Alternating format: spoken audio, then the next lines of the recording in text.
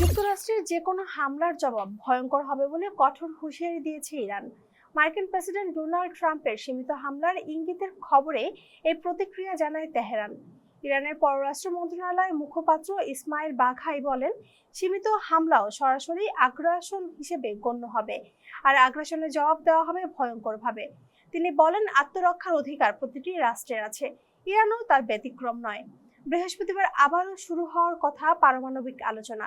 ইরানকে চুক্তিতে আনতেই মধ্যপ্রাচ্যের সামরিক শক্তি বাড়িয়েছে ওয়াশিংটন। ওমানের মধ্যস্থতায় সুইজারল্যান্ডে শেষ হয়েছে দ্বিতীয় দফার পরোক্ষ বৈঠক।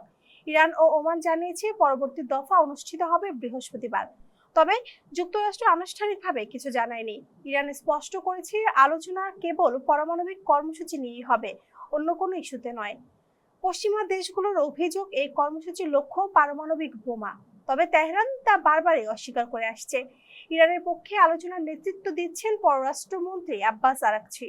যুক্তরাষ্ট্রের পক্ষে প্রতিনিধিত্ব করছেন বিশেষ দূত স্টিভ উইটকফ এবং জ্যারেড কুশনার। ফক্স নিউজে দেওয়া এক সাক্ষাৎকারে উইটকফ বলেন, মার্কিন সামরিক শক্তি মোতায়েনের পর ইরান কেন আত্মসমর্পণ করছে না তা নিয়ে ভাবছেন ট্রাম্প। এর জবাবে ইসমাইল বাঘাই বলেন, ইরানিরা কখনো আত্মসমর্পণ করেনি। এদিকে ইউরোপীয় ইউনিয়ন কূটনৈতিক সমাধানের আহ্বান জানিয়েছে। ইউর পররাষ্ট্র বিষয়ক প্রধান কায়া কাল্লাস বলেন, অঞ্চলটিতে আরেকটি যুদ্ধের প্রয়োজন নেই।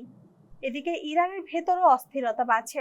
সরকার বিরোধী বিক্ষোভ চলছে বিভিন্ন শহরে, বিশ্ববিদ্যালয়গুলোতেও আন্দোলনের খবর পাওয়া গেছে। এতক্ষণ সাথে ছিলাম আমি শম্পা আক্তার।